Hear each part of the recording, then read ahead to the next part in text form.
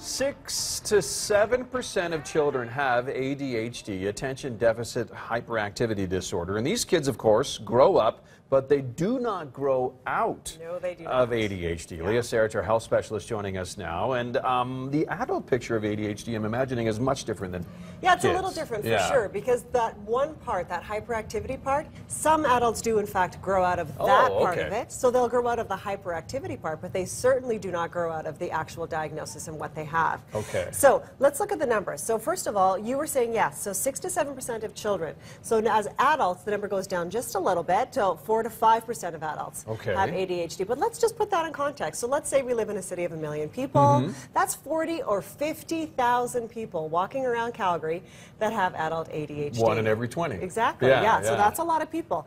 And the psychiatrist I spoke to said, you know, these people are, the bulk of them, not diagnosed and not treated. But he argues, why is there a coffee shop on every corner? Yeah, no kidding, right? He says because there's caffeine, and caffeine is a stimulant, and stimulants are one of the first-line treatments for ADHD. So I did not know that. Yeah, I know. I mean, this is a hypothesis, but sure. But what is ADHD? Okay, so it involves 3 parts: inattention, impulsivity, and hyperactivity. So it's the inattention that really plays a part as an adult. Yeah, I bet. So the hyperactivity tends to go away. So ADHD affects the prefrontal cortex of the brain. So that's this piece right here. Yeah. And that part of the brain actually controls things called executive function. So that involves various different things, but things like organizing, planning, emotional control, just as an example. Okay. Which for adults can be really problematic when it comes to relationships. I bet. What typically happens when people with someone with ADHD is they get bored very easily because their brain has not enough dopamine and noradrenaline stimulation. And so if they're having a conversation with their partner, they're going to start drifting off.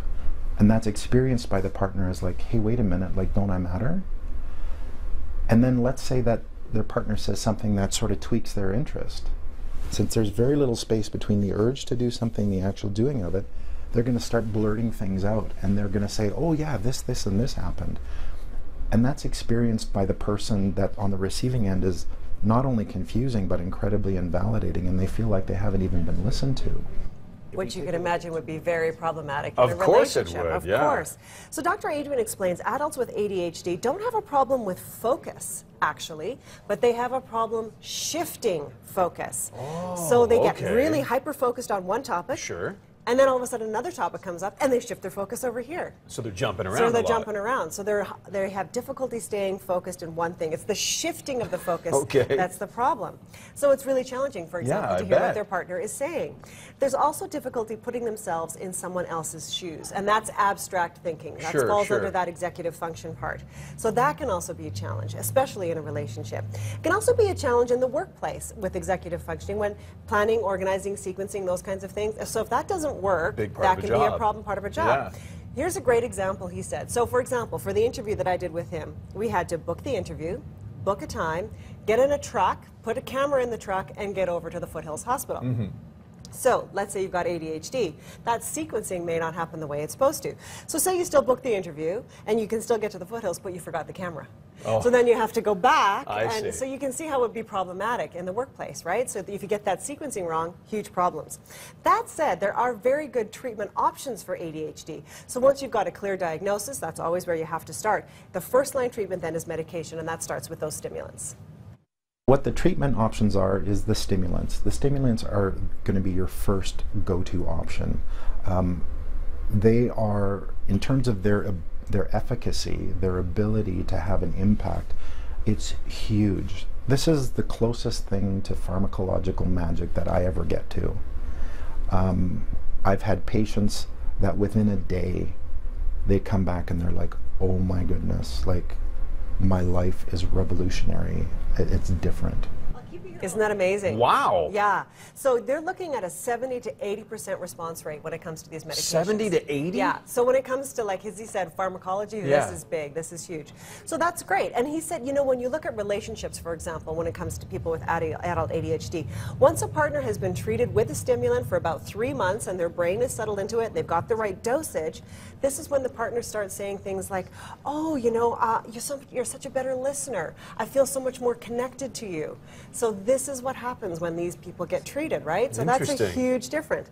The other big part of treatment, though, when it comes to adults with ADHD is skills development. Okay. So this has to do with making sure some of those organizational planning things happen a little more easily for these people. So maybe they've got a watch that has a bunch of beepers on it, so they know, okay, I have to end this task and do another task. Or maybe they've got a really important calendar that they know and they have to make a note to watch for every day so they know when things are happening. Sure. So that kind of skills development is what's required, for sure. Okay, now ADHD brains must be a little bit different. They are. There must be a plus side. Well, there is, absolutely, absolutely.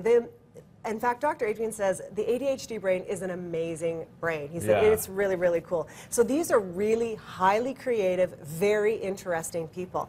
And he said, you know, and this is again a hypothesis on his part, but he really argues that many of humanity's greatest gifts were likely from people with ADHD. And then in the interview, this part is great. He actually whipped out a smartphone and he's like, hey, look at one button to start this. He's like, that was probably designed by someone with ADHD who was maybe confused by lots of inputs. And the buttons now are just a fingerprint, right? One. It's just, exactly, you're and in, it's quick, and it's just like that. So he says lots of wonderful things can happen with ADHD, lots of creativity for sure.